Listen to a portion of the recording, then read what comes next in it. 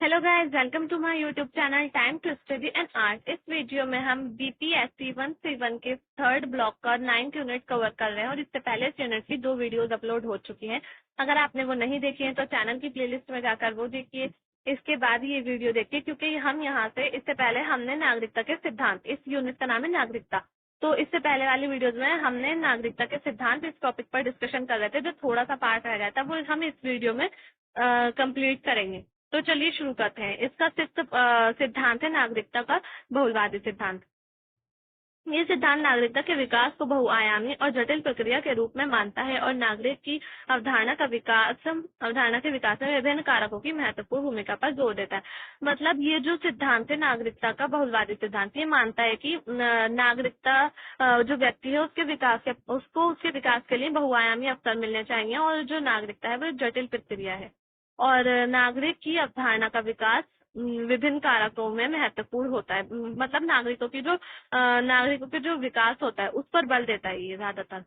नागरिकता का अर्थ व्यक्ति और समुदाय के बीच आपसी संबंध, जैसे कि डेविड हेल कमी मानना था। तो बहुलवादी सिद्धांत कहता है कि समुदाय और व्यक्ति के बीच, नागरिकता का मतलब समुदाय और व्यक्ति के बीच संबंध स्थापित करना है, आपसी संबंधों को बनाना है। बहुलवादी सिद्धांत के अनुसार व्यक्ति समुदाय के खिलाफ कुछ अधिकारों का हकदार है। मतलब समुदाय के खिलाफ व्यक्ति के पास कुछ अधिकार है और इसका वो उस अधिकार होना चाहिए, इसका वो हकदार है तथा वह समुदाय के प्रति कुछ कर्तव्यों का भी पालन करता है और इसलिए नागरिकता का सार समुदाय के जीवन में निहित है। तो ये आपको समझ में आ गया होगा। इसीलिए व्यक्ति समुदाय के प्रति कुछ कर्तव्यों का भी पालन करता है और इसीलिए नागरिकता का सार जो है वो समुदाय के जीवन में निहित होता है। बहुलवादी सिद्धांत लिंग, जाति, धर्म, संपत्ति, शिक्षा, व्यवसाय या उम्र के आधार पर लोगों के खिलाफ सभी प्रकार के भेदभावों की समीक्षा पर जोर देता है। तो जो लिंग, जाति और धर्म, संपत्ति, ये सारे जो हैं, ये सारे धर्म, संपत्ति, शिक्षा है, व्यवसाय है, इन सब के उम्र के आधार पर लोगों के खिलाफ जो भेदभाव होता है उसकी समीक्षा करता है, उसकी समीक्षा पर जोर देता है, उसका विरोध करता है। समकालीन दुनिया में विभिन्न प्रकार के सामाजिक भेदभावों के खिलाफ कई सामाजिक आंदोलन शुरू किए गए हैं। तो ये सामाजिक आंदोलन के बारे में आ गए हैं। बहुलवादी सिद्धांत ये सिफारिश करता है कि इन सभी आंदोलनों के संदर्भ में नागरिकता की समस्या का विश्लेषण किया जाना चाहिए। मतलब जो भी आंदोलन सामाजिक तौर पर शुरू हो रहे हैं उनको सामने रखकर नागरिक समस्या का भी विश्लेषण किया जाना चाहिए। और इसके बाद नारीवादी परिप्रेक्ष्य यानी कि नारीवादी सिद्धांत आ जाएगा।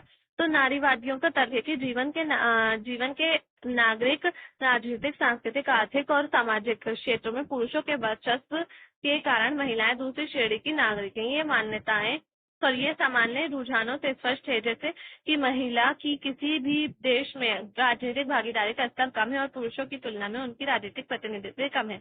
तो नारीवादी मानते हैं कि हर क्षेत्र में महिलाएं, चाहे वो राजनीतिक क्षेत्र हो, धार्मिक क्षेत्र हो, सांस्कृतिक हो, आर्थिक हो, सामाजिक हो, नागरिक हो, उस सभी में महिलाओं की जो श्रेणी है वो दूसरे नागरिक की है।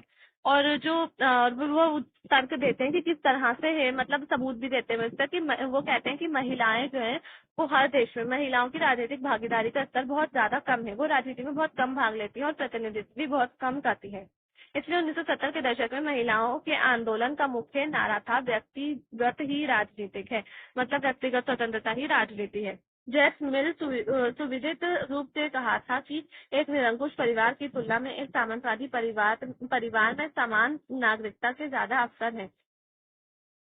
वो कहते हैं, जैस्मिल कहते हैं कि एक निरंकुश परिवार है उसकी तुलना में जो सामंतवादी परिवार है उसमें ज्यादा नागरिकता के अवसर दिखाई देते हैं, नागरिकता के बराबर अवसर दिखाई देते हैं, यानी कि महिलाओं और पुरुषों के बीच। पुरुषों और महिलाओं के बीच समानता लाने के लिए उदारवादियों का मानना है कि संवैधानिक सुधार होने चाहिए जिससे पुरुष घरेलू कामों में योगदान देंगे। इसे ही नागरिक नारीवादी कहा जाता है। तो उदारवादी कहते थे कि संवैधानिक सुधार होने चाहिए तो महिलाओं पुरुषों के बीच, जिससे जो पुरुष है वो घर के कामों में भी महिलाओं का हाथ बटाएंगे, महिलाओं घर के काम करवाने में महिलाओं का साथ देंगे, उनकी हेल्प करेंगे, और इसे ही नारीवादी कहा जाता है, नागरिक नारीवादी। मतलब जो नारीवादी है उन्होंने इसी सिद्धांत को अपनाया है। समाजवादी नारीवादी मुक्त जन्म नियंत्रण, गर्भपात, महिलाओं के लिए स्वास्थ्य सुविधाओं जैसे क्षेत्रों में विस्तार और घरेलू श्रम की राज्य द्वारा मान्यता रहती है। मतलब ये लोग कहते हैं कि जन्म नियंत्रण, गर्भपात, महिलाओं के लिए स्वास्थ्य सुविधाओं जैसे क्षेत्रों में महिलाओं को स्वतंत्रता मिलनी चाहिए और घरेलू श्रम में भी राज्यों को उसकी मान्यता देनी चाहिए। विस्तार होना चाहिए इन सभी क्षेत्रों में, और घरेलू श्रम में राज्य को मान्यता देनी चाहिए।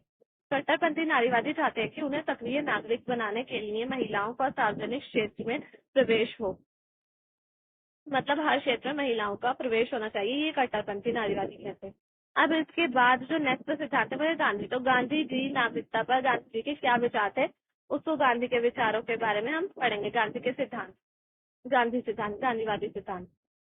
नागरिकता पर गांधी के विचार सार्वजनिक कल्याण और सक्रिय नागरिकता के विचारों पर केंद्रित थे। मतलब गांधी जी वाला जो चैप्टर हमने करा है बीपीएससी 132 में, अगर आपने वो वीडियो नहीं देखे तो आप वो भी देखिए। बीपीएससी 132 की 3rd यूनिट है बीपीएससी 132 को, और उसमें मैंने बहुत अच्छे से बताया गांधीवादी विचारधारा क्या है। तो ये गांधीवादी विचारधारा से ही लिया गया है।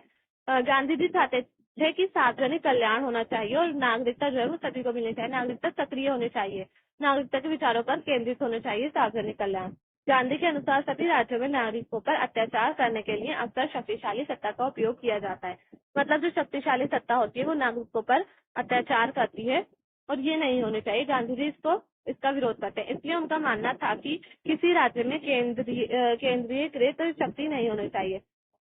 गांधी जी कहते हैं कि किसी एक वर्ग के पास ज्यादा शक्ति नहीं होनी चाहिए, बल्कि शक्तियों का विकेंद्रीकरण कर देना चाहिए। केंद्रीकृत शक्ति नहीं होनी चाहिए, शक्तियों का विकेंद्रीकरण कर देना चाहिए। मतलब सभी को थोड़ी थोड़ी शक्ति देनी चाहिए। अगर किसी एक को शक्ति दे देंगे तो उससे नागरिक का, जो बहुत सारे नागरिक और किसी एक छोटे वर्ग को, अल्पसंख्यक वर्ग को शक्ति दे दी तो बहुसंख्यक जो वर्ग है उसका शोषण होगा, उसके साथ गलत होगा, उसके साथ अन्याय होगा।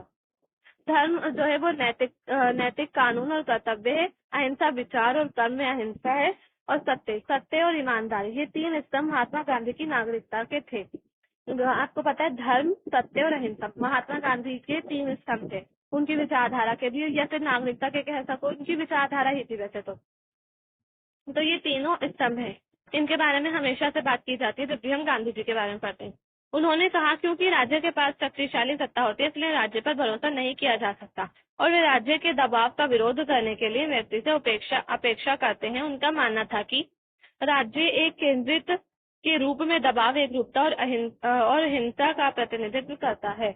यही कारण है कि उनका आदर्श राज्य एक अहिंसक राज्य था जो शासन और आत्मनिर्भर होगा, जिसमें अल्पसंख्यक अधिकारों के लिए उचित सम्मान के साथ बहुमत का शासन होगा। तो ये कहते हैं कि इनका जो राज्य है, ये मानते हैं कि राज्य जो है वो दबाव बनाता है कम लोगों पर, जो कम लोग होते हैं, जो अल्पसंख्यक होते हैं उनके ऊपर दबाव बनाया जाता है, या फिर एक बार जो राज्य है जब उसके पास शक्ति आ जाती है तो वो छोटे लोगों पर, जो आम जनता होती है, नागरिक होते हैं, उनके ऊपर दबाव बनाता है, और इसलिए वो इसका विरोध करते हैं। वे कहते हैं कि राज्य में हमेशा से एक रूपता का, दबाव का और हिंसा का प्रयोग किया जाता है, और यही प्रतिनिधित्व किया जाता है, इसी का प्रयोग किया जाता है। तो वो कहते हैं अपने एक आदर्श राज्य की स्थापना करना चाहते हैं, राम राज्य की, और वे कहते हैं कि मैं अपने ऐसे राज्य की स्थापना करना चाहता हूँ।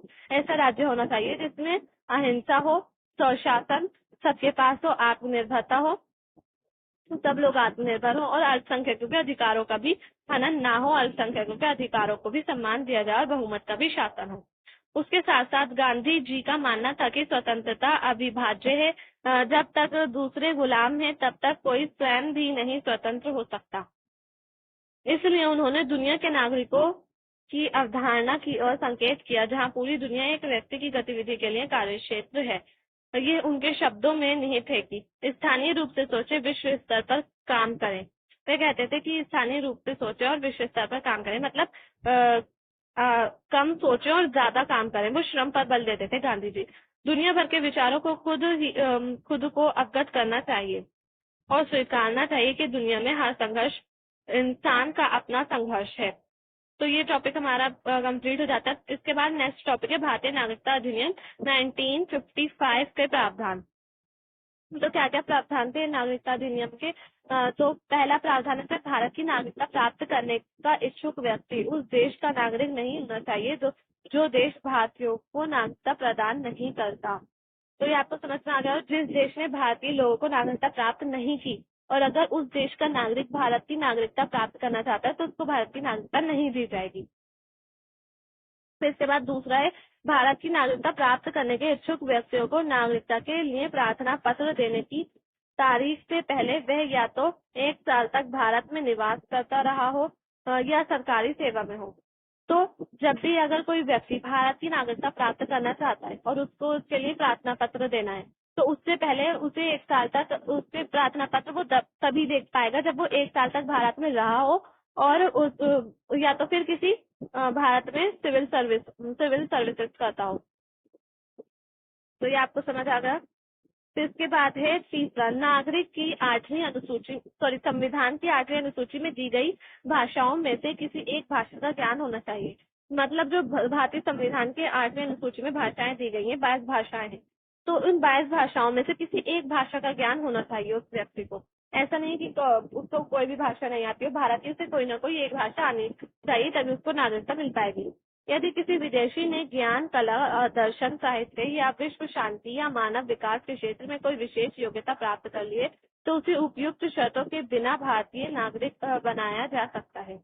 मतलब उसने विज्ञान में, जैसे कि विज्ञान में, कला, दर्शन में, साहित्य में या फिर विश्व शांति में, मानव विकास में, इन सभी क्षेत्रों में से उसने अगर योग्यता प्राप्त कर ली है, तो उसको बिना, जो ऊपर की शर्तें हैं, बिना इन शर्तों के भारत का नागरिक बनाया जा सकता है। सो गाइज, ये यूनिट हमारा यहीं पर ही फिनिश हो जाता है। इसके बाद हम इस बुक का 10th यूनिट कवर करेंगे। तो अगर आपको वीडियो पसंद आए तो प्लीज लाइक कर, शेयर करें, चैनल को सब्सक्राइब करना ना भूलें फ्रेंड्स।